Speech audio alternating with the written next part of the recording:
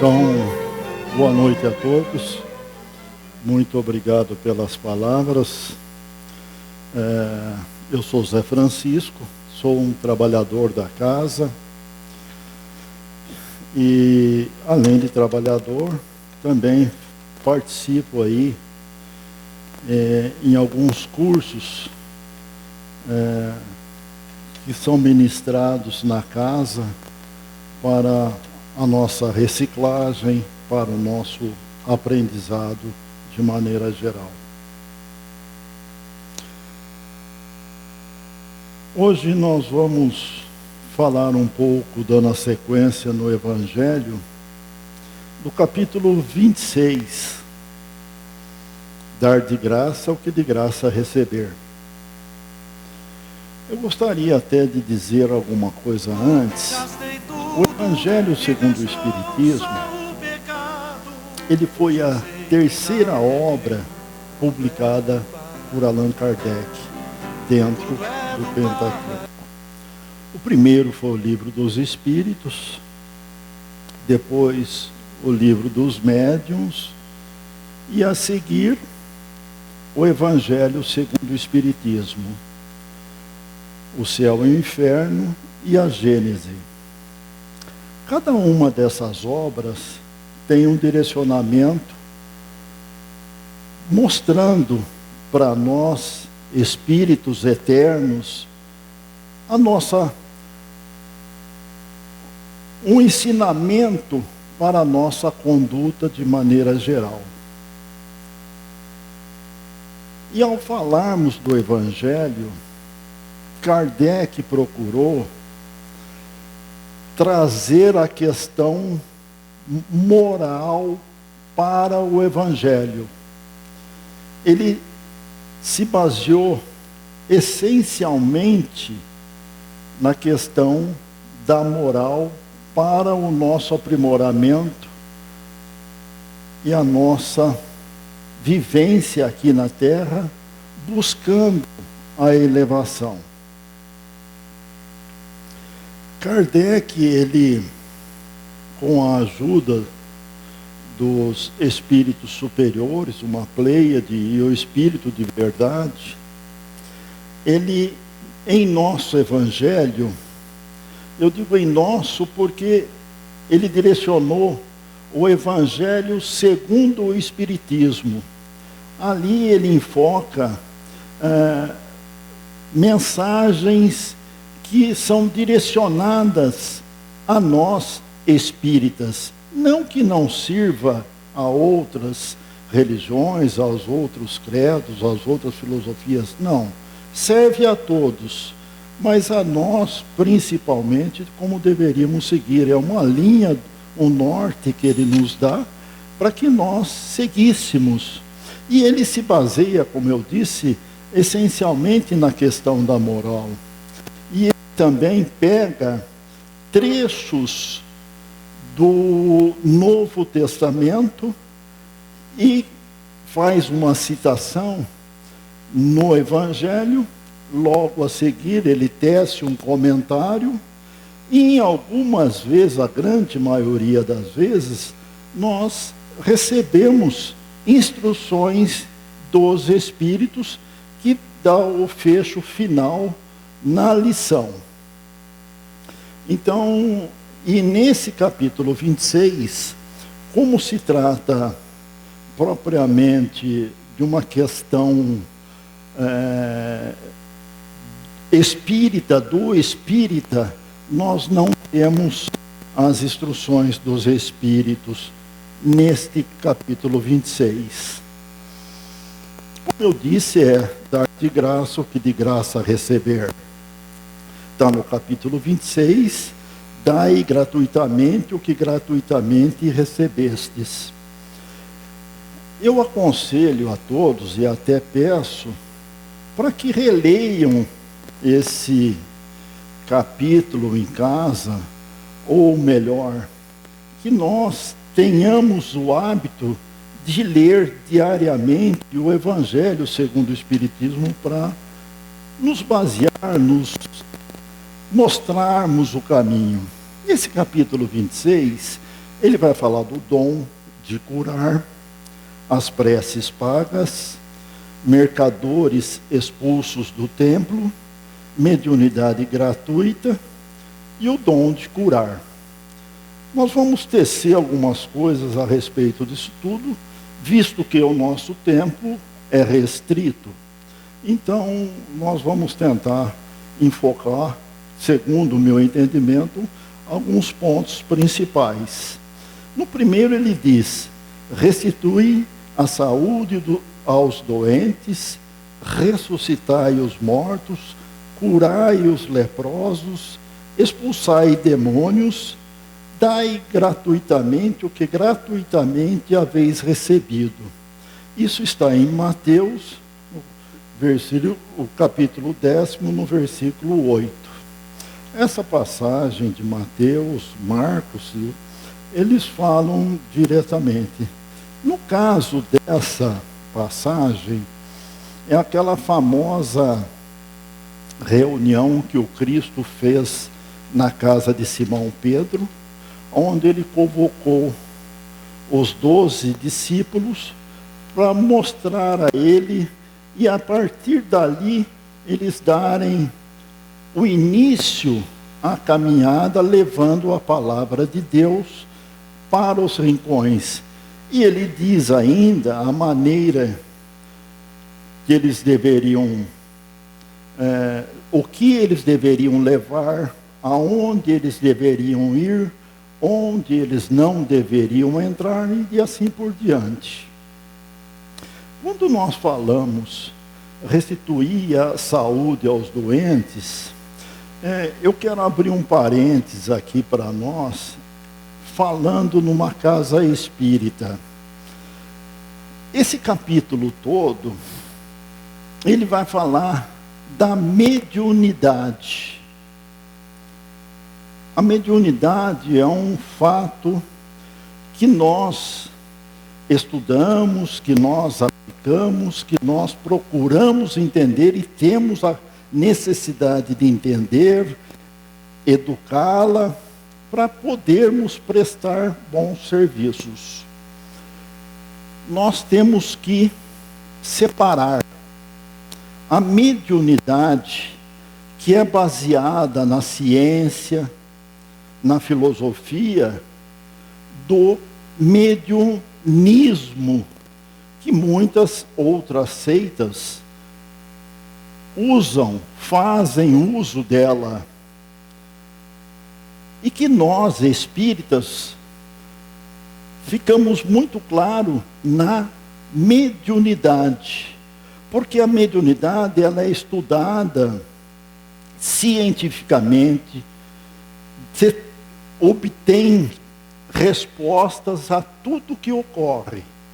E a cada passo que nós demos no tempo, estão se comprovando determinadas coisas que Kardec já nos disse isso em 1800. E hoje vem-se a colocar muito claro na questão da transmissão das energias, da fluidoterapia, da água fluidificada e uma série de outras coisas, a comunicabilidade entre os espíritos, quer dizer, isso tudo vem. Enquanto que o mediunismo, nós vamos encontrar em algumas seitas, que eu não a título de crítica, não. O candomblé, a umbanda e outras religiões ou seitas usam, isso é o mediunismo que nós respeitamos. E até nós vamos entender que quando eles chegarem ao Evangelho, aí será a mediunidade. Então, para nós, voltando a essa questão muito clara da mediunidade e o mediunismo, para nós vamos conversar da mediunidade. Quando ele fala restituir a saúde aos doentes, nós estamos nos referindo à saúde espiritual. A questão, quando nós fazemos tratamento dos passes, aplicação dos passes, tratamentos diversos que existem na casa espírita, é o tratamento espiritual do nosso espírito. Tudo que tem no espírito, a tendência é refletir na carne, no nosso corpo material. Mas tudo começa lá.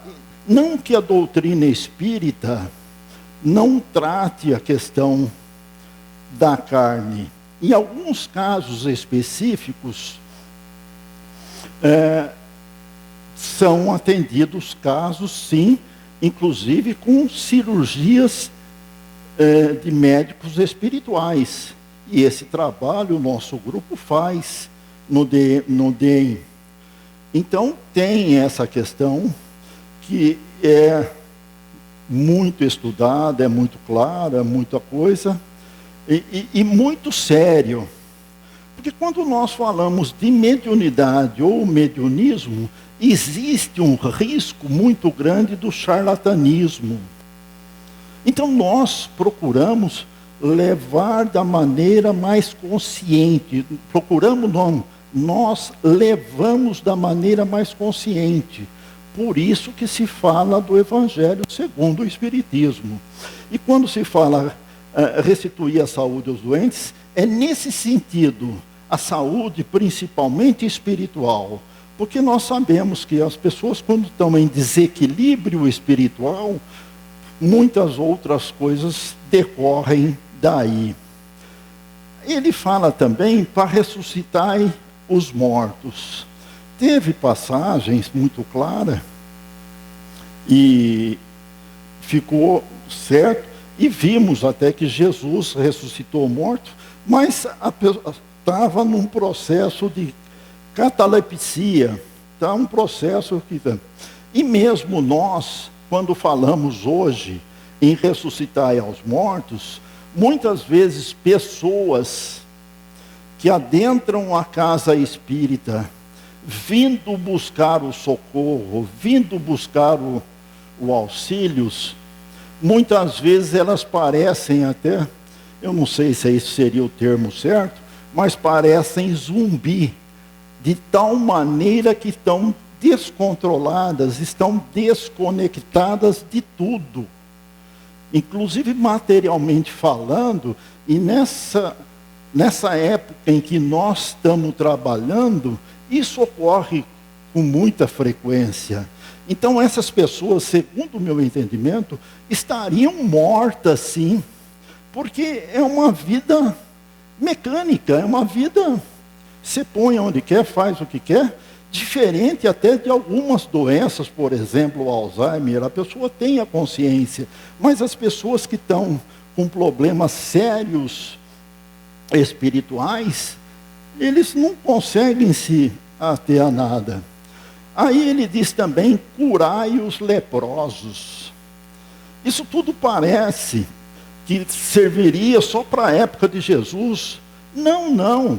Atualmente nós encontramos muitas pessoas leprosas. Mas em que sentido? A lepra não é esse sentido do mal de Hansen que nós falamos, mas é no sentido espiritualmente, as pessoas com seus atos, com sua conduta, acabaram fazendo tantos atos inescrupulosos, que eles passam a ter em seu perispírito e na sua condição de vida, como se fosse uma lepra, corroendo todo o teu corpo, a tua face, e ele acaba se tornando esse zumbi que eu acabei de falar. Então, quando se falamos hoje de curar os leprosos, essa se encaixa perfeitamente no século 21, porque nós encontramos pessoas por aí que têm problemas seríssimos, e que infelizmente muitas vezes poderiam até receber esse nome dessa doença, diferente do mal de Hansen. E que naquela época, quando nós falamos e Jesus mostrou da lepra, toda e qualquer doença na pele era a pessoa era condenada ao vale dos imundos. Não necessariamente só a lepra, mas qualquer doença que a pessoa tivesse em sua pele, ele era condenado. Hoje já não, nós temos os tratamentos e recebem, a coisa vem. Expulsai os demônios. E nós sabemos, dentro da doutrina espírita, na lida do nosso dia a dia, que quando se fala de demônios, nós temos que colocar 2 pontos diferentes. Demônios, na realidade, pode ser considerado, e espíritos que estão acompanhando determinada pessoa, muitas vezes até prejudicando a pessoa. Mas nós vamos ver também que existe demônios tipo ovoides, que eles foram colocados para seguir ou fazer alguma coisa a determinado espírito, mas eles não têm a consciência do que eles estão fazendo, eles estão sendo mandados. Então, para eles, numa vida comum, eles encostam na pessoa, ficam ali, vão, e num tratamento mediúnico, consegue se afastar esses ovoides. Sempre, claro, com a boa vontade da pessoa que está passando por aquela dificuldade, o encarnado.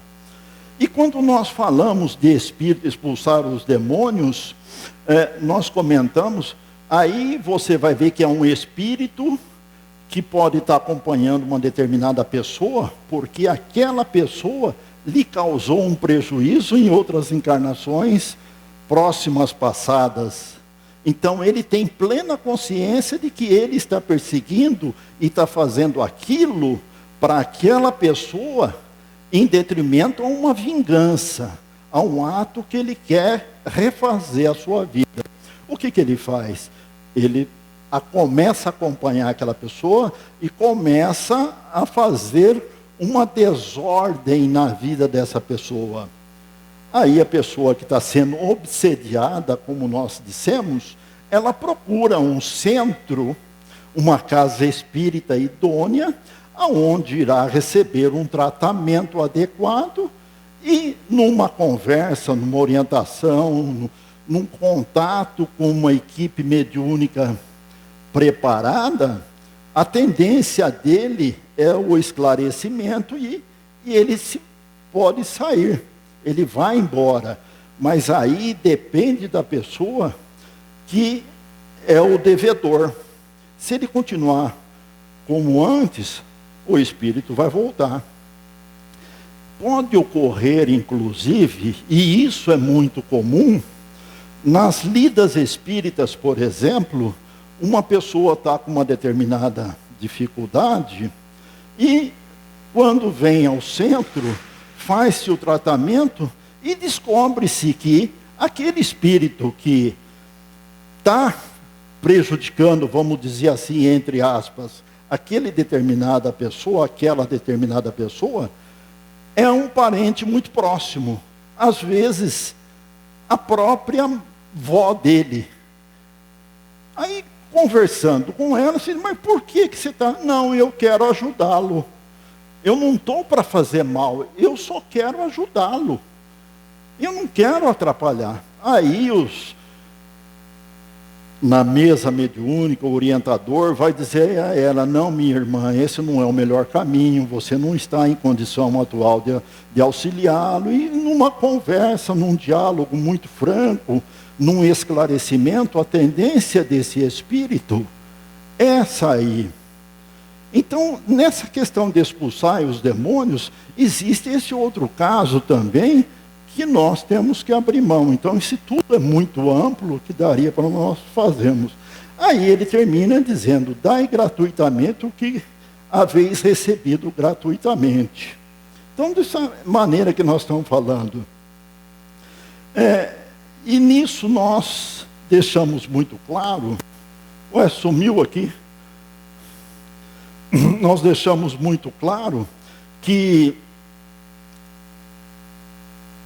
para nós espíritas, recebemos essa recomendação que nós devemos dar gratuitamente aquilo que nós recebemos. A mediunidade nos veio de uma maneira gratuita.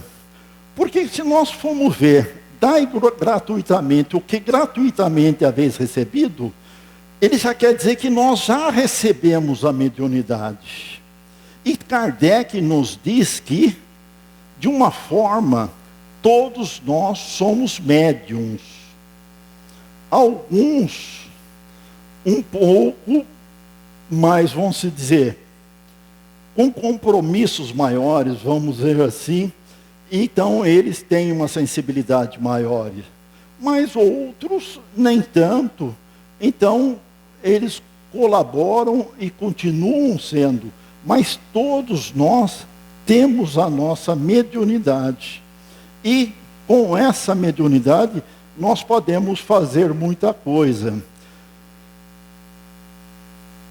E Jesus sempre deixou muito claro para que nós não dessemos, que não pagássemos, não cobrássemos por qualquer serviço que nós fizéssemos com a mediunidade.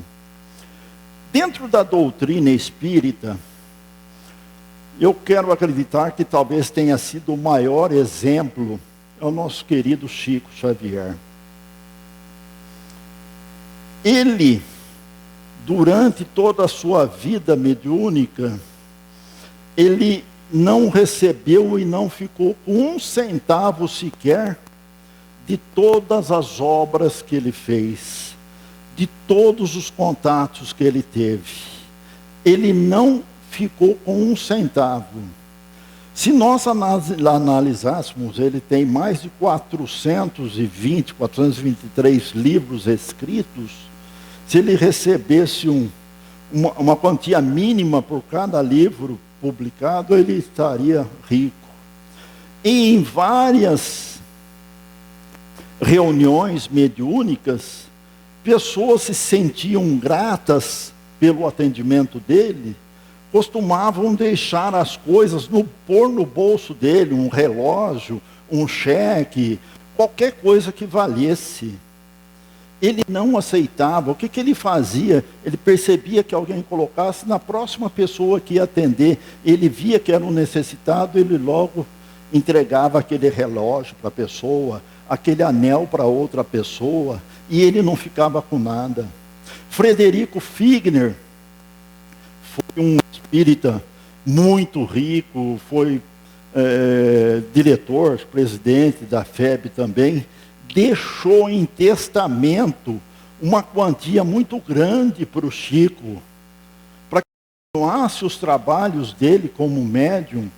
O Chico relutou, ele não quis o dinheiro, mas como estava em testamento, não teve como. O que ele fez? Ele doou toda a verba que ele recebeu para a Federação Espírita Brasileira e implantaram um parque da livraria. Ali começou. Ele dizia que se ele recebesse algo e desse algo, era um privilégio. Ele não queria esse tipo de privilégio. Ele chegou a receber uma fazenda, um imóvel no estado de Goiás. Quando ele ficou sabendo daquilo, já tinham passado para o nome dele aquela propriedade, o fazendeiro tinha passado para o nome dele. Ele ficou, não sabia o que fazer. Aí ele recebeu as orientações, foi com o pessoal jurídico, uma série de coisas, foram até a cidade, procuraram uma entidade espírita para que ele pudesse doar aquilo, para que as pessoas administrassem. Como não tinha ninguém ali, ele acabou doando para a Igreja Católica, que estava passando por necessidade e acabou recebendo aquela coisa. Então o Chico foi o maior exemplo nosso. Nós, quando trabalhamos como colaborador numa mesa mediúnica, qualquer coisa que vá, não podemos receber nada, absolutamente nada. É isso que nós temos que fazer, essa é a nossa linha de conduta. Aí vamos falar um pouquinho sobre as preces pagas. Disse em seguida a seus discípulos: diante de todo o povo que eu escutava: precatai dos escribas que exibem passear com longas túnicas, que gostam de ser saudados nas praças públicas e ocupar os primeiros assentos nas sinagogas e os primeiros lugares nos festim, que, a pretexto de extensas preces, devoram as casas das viúvas. Essas pessoas receberão condenação mais rigorosa. Isso está em Lucas, está em Marcos e está em Mateus. Essa questão da prece paga é muito comum, vamos dizer assim, até para nós espíritas, por incrível que pareça. Você vai lá no centro hoje, coloca meu nome lá. Você vai no centro, leva meu lenço lá para benzer, qualquer coisa que o valha. Nós não podemos, muitas vezes até recebemos, mas meu Deus, você tem que tentar esclarecer essa pessoa, que não vale nada, porque não tem como você pagar uma prece para alguém fazer por você. Por que você vai pagar pelo número de palavras, o idioma que a pessoa vai fazer? Você vai pagar pelas as palavras mais refinadas? Ou você vai pagar para falar com teu pai, com teu avô, que já está desencarnado? Isso não existe, o telefone toca de lá para cá. Então nós temos essa questão de preces pagas, não existe dentro da doutrina espírita. Nós fazemos isso tudo por amor, com atenção, com carinho, para que possa fazer. E nós temos que ver, e nós sabemos, que a prece é um ato de caridade.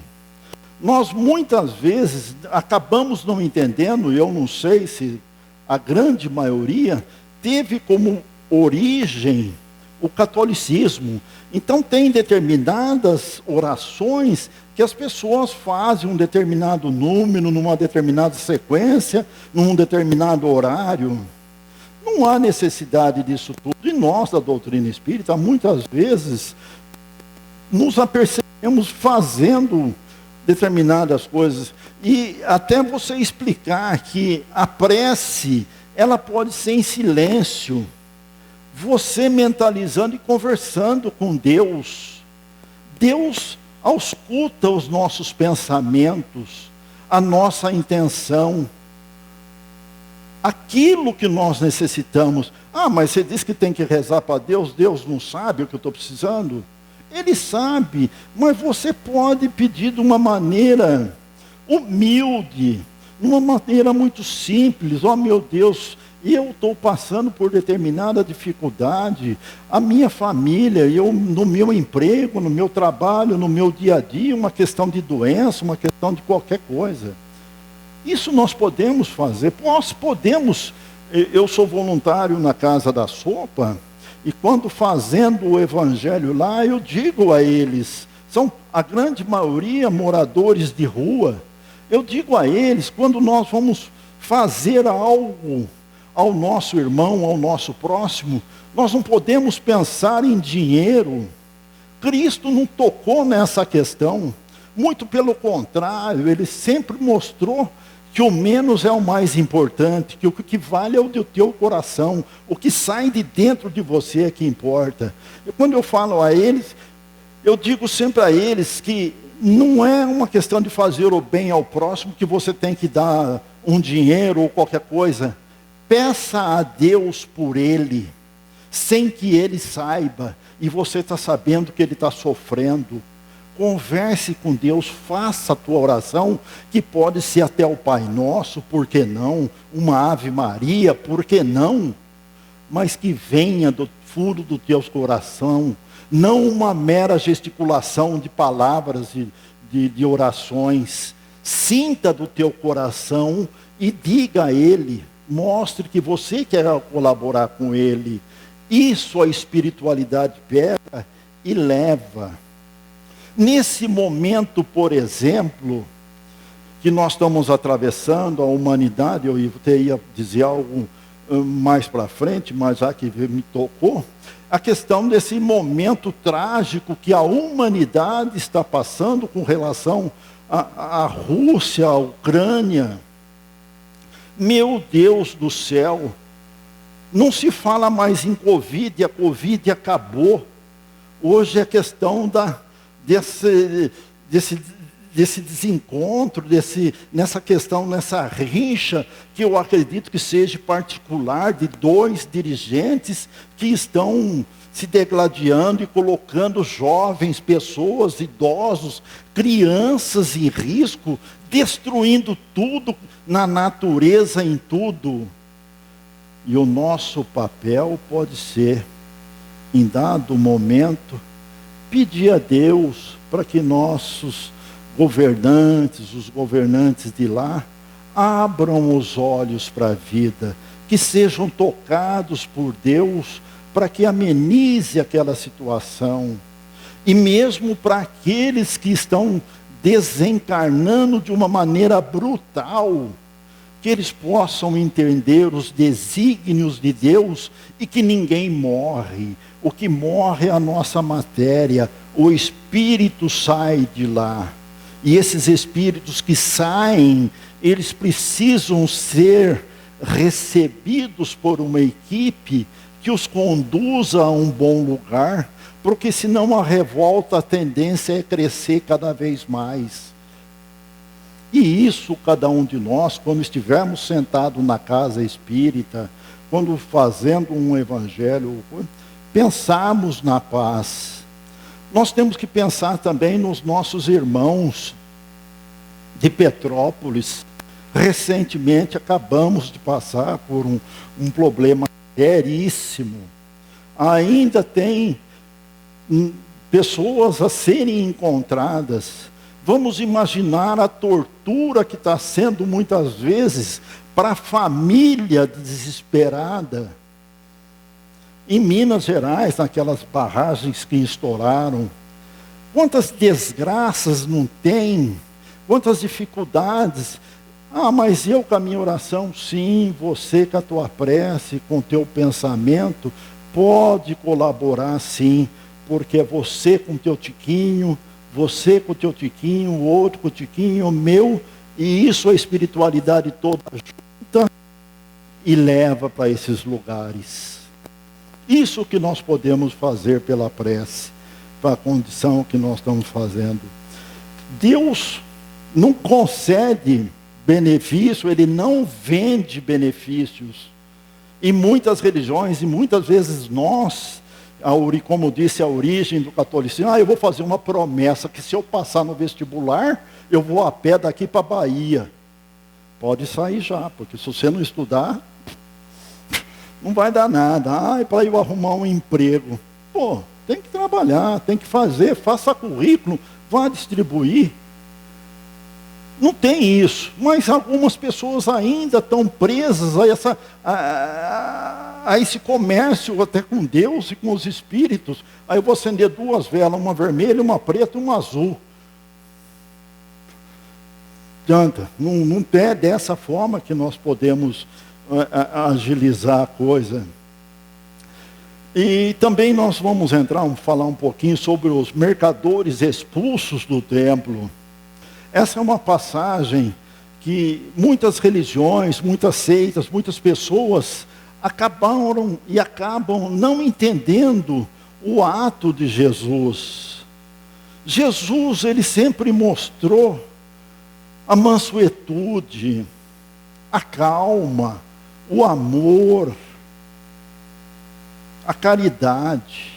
Em momento algum, nós vamos ver que Jesus usou de algum ato aonde fosse prejudicar alguém fisicamente ou espiritualmente. Jesus foi o que havia de supremo, de coisa mais pura que existe. Ele não ia fazer o que ele fez, sim, acabou ficando zangado e mostrando ao povo do templo, quando ele descia de Jerusalém, que ia ser a festa de Páscoa, e as pessoas estavam mercadejando lá no templo. vamos imaginar, o templo lá é algo muitíssimo grande, aonde dá até para tinha um local onde ficavam a guarda, os aposentos dos sacerdotes eram divididos de acordo com a hierarquia que o sacerdote tinha, e lá no fundo ficava a plebe, que entrava lá e tudo coitadinho. E lá eles mercadejavam bois, carneiros, várias coisas, aves. Então, de acordo com as posses que as pessoas tinham, se eu fosse lá, eu ia ter dinheiro talvez para comprar uma rolinha. Outro que fosse lá um fazendeiro rico ia comprar um boi. E o que magoava e o que magoou era que se eu levasse a minha rolinha e mostrasse para o sacerdote, não, essa rolinha não serve. Ela tem uma peninha aqui que está com uma manchinha. Essa rolinha é impura. Essa aqui não serve. Você tem que comprar uma aqui, que você comprar aqui é pura. Se você levasse um carneiro, iam dizer, não, esse carneiro não serve, não, ele tem um defeito ali e é impuro. Levasse qualquer coisa que o valesse. Então Jesus percebeu que o que havia ali era um mercado puro e simplesmente. E ali eles trocavam dinheiro, lojas de câmbio, porque vinha o povo todo para Jerusalém e mercadejavam ali, trocavam, porque tinha que comprar as coisas. Aí Jesus ficou dizendo que nós estávamos profanando o templo de Deus. Ali ele começou a expulsar os que vendiam e compravam. Então nós temos que entender quando falam, Jesus saiu derribando as mesas e batendo. Eu não vou pegar uma varinha e tocar um boi. Eu tenho que ter algo adequado para tocar um boi. Eu tenho que ter algo adequado para tocar um carneiro, alguma coisa que o valha.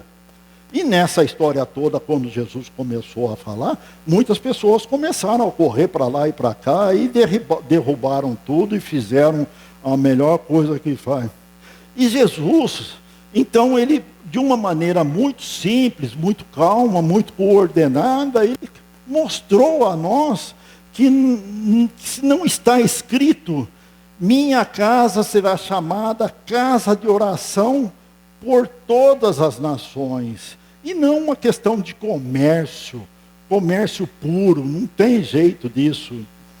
Entretanto, fizesse dela um covil de ladrões, porque as pessoas realmente, havia ali dentro, propriamente, quadrilhas especializadas em vender, comprar, trocar e fazer o que estavam fazendo.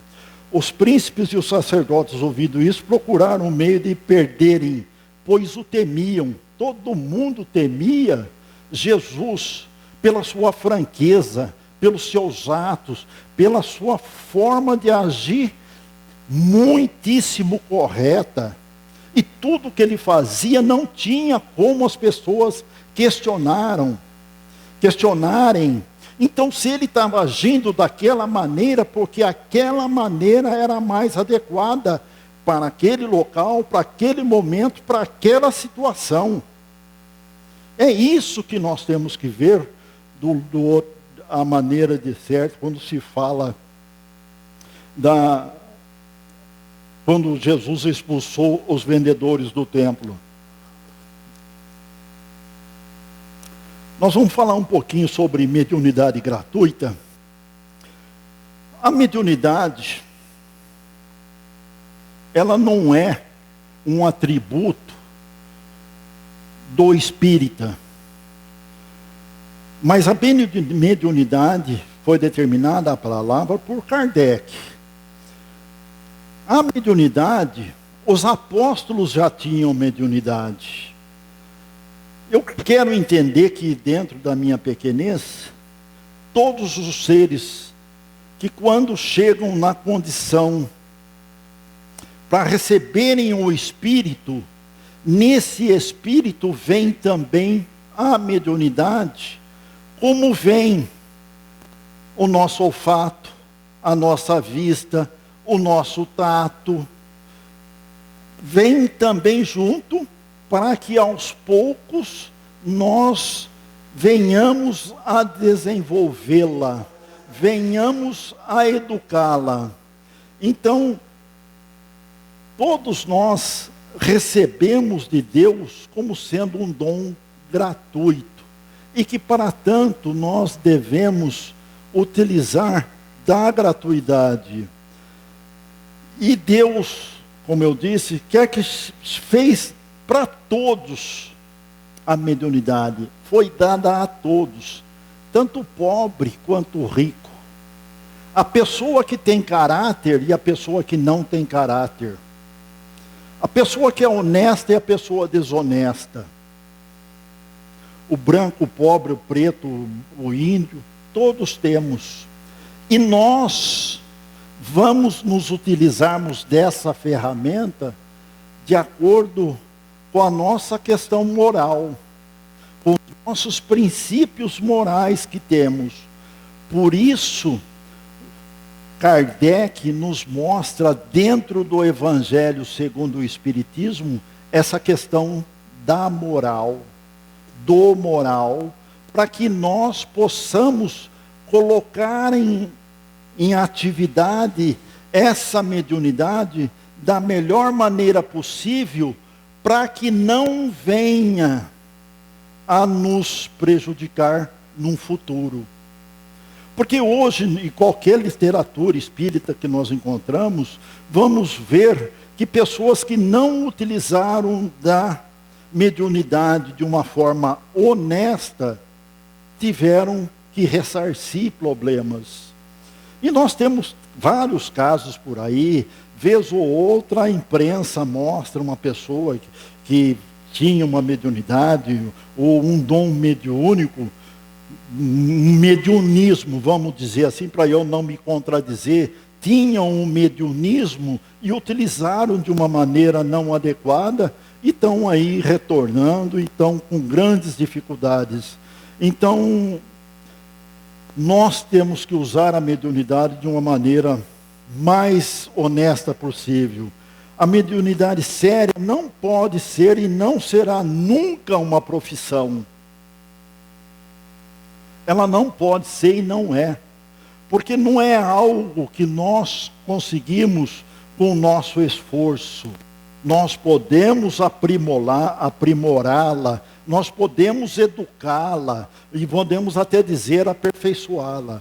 Mas não, o telefone toca sempre de lá para cá. E nós sabemos que para nós não é aplicada nunca como uma profissão. Há países que até aceitam esse tipo de coisa. Por exemplo, nos Estados Unidos, e tem séries aí na TV que você vê os médiuns que recebem lá um certo dinheiro, uma certa quantia.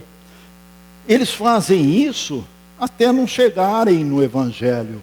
Mas a partir do momento que chegarem ao Evangelho, eles mudarão a forma de ver. Então não tem como saber. A mediunidade não é uma arte nem um talento, pelo que não pode tornar-se uma profissão. Ela não existe sem o concurso dos espíritos. Faltando estes, não há mediunidade. Então, a mediunidade, nós dependemos dos espíritos. É como se tivesse, nós imaginarmos, a corrente elétrica. Ela está aqui, mas só podemos utilizá-la a partir do momento que conectarmos nessa tomada. Então nós temos que ver essa coisa, e essa corrente e essa tomada somos nós. Os intermediários, os médiums, é nosso plug, é quem faz a mediunidade sair. Se nós pegarmos o Evangelho que nós estamos dizendo, eu procurei, se nós formos ver a esse respeito, daria para a gente ver várias passagens dentro do Evangelho que se encaixam perfeitamente nesse tema que nós estamos falando.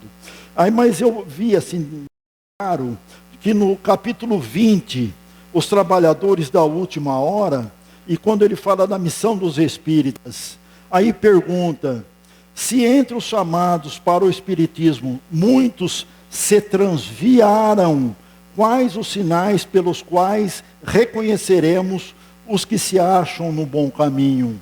A resposta que foi dada foi o seguinte: reconhecê-lo-eis pelos princípios da verdadeira caridade que eles ensinarão e praticarão. Reconhecê-lo-eis pelo número de aflitos a que levam consolo. Reconhecê-lo-eis pelo seu amor ao próximo, pela sua abnegação, pelo seu desinteresse pessoal. Reconhecê-lo-eis finalmente pelo triunfo dos seus princípios, porque Deus quer o triunfo de sua lei. Os que seguem sua lei, esses são os escolhidos, e Ele lhes dará a vitória.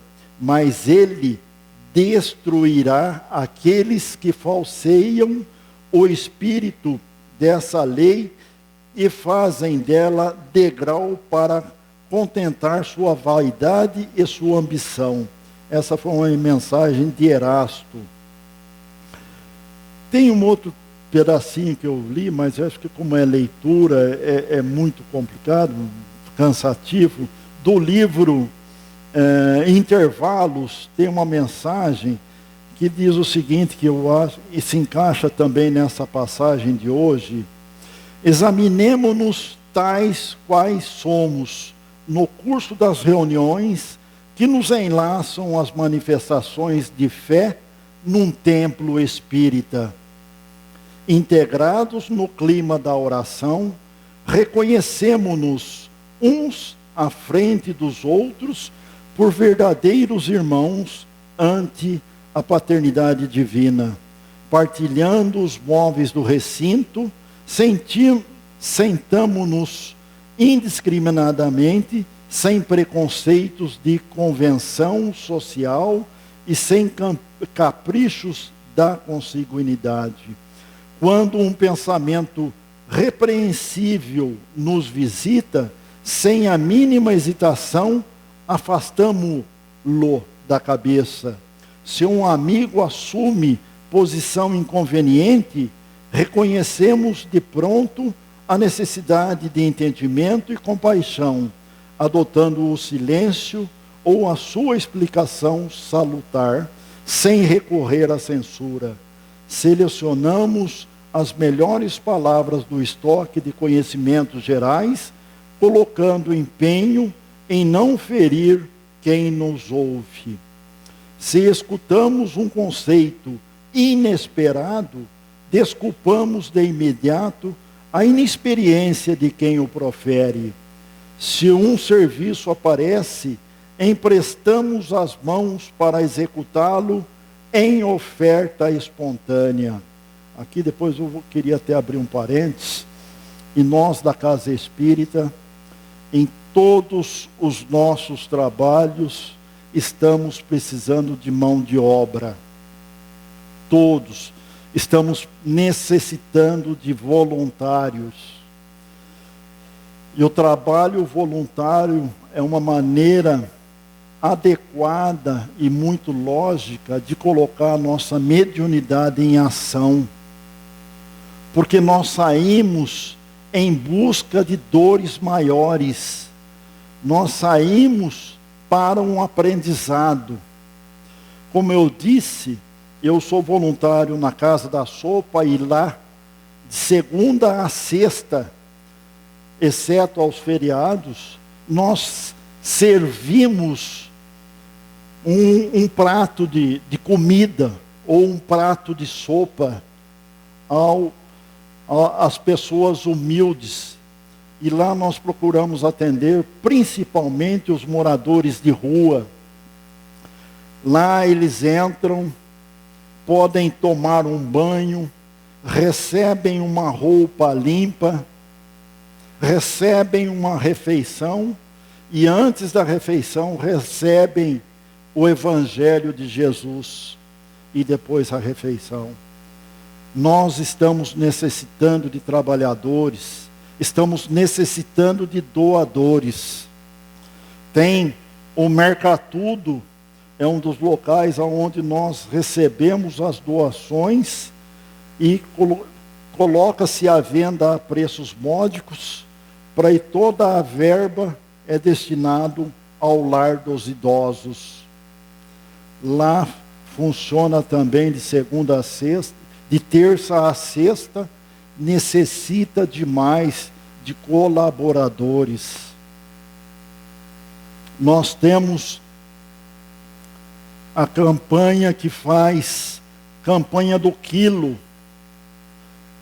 e tem um grupo de pessoas que fazem o cadastro e organizam uma cesta básica para doar para as pessoas pré-cadastradas por um determinado tempo. Nós temos o enxoval das mães carentes, aonde é dado um enxoval para aquela mãe carente, e todas as peças propriamente ditas são feitas manualmente. O enxoval é a coisa mais linda do mundo. E principalmente, o espírito humilde que vai receber aquela roupa, vai recebê-la com uma vibração de amor, de carinho, de dedicação. Ele pode estar vindo por merecimento num lar extremamente humilde, mas ele vai sentir esse amor que ele vai ser envolvido nos primeiros dias de vida. Isso é muito bom. Mesmo na casa da sopa, quando nós servimos a refeição, essa refeição está impregnada com boas vibrações de amor, de carinho, coisa que lá nós aprendemos muito quando recebemos as pessoas lá. Então é muito interessante. Tem aqui também o pessoal que antes da pandemia saíam para aplicar passes nas casas daqueles que não poderiam vir até o centro. Então, se nós procurarmos dentro da casa espírita, tem muita atividade. Os cursos que estão para retomar. As pessoas têm que ter o conhecimento da doutrina espírita para poderem se posicionar a si próprios. Eu não estou dizendo para terem conhecimento da doutrina espírita para tentar convencer o vizinho, o tio, a tia, a mãe, a sogra. Não. É para si próprio. Você vai adquirir o conhecimento das obras espíritas, da conduta espírita, para que você possa colocar no seu dia a dia.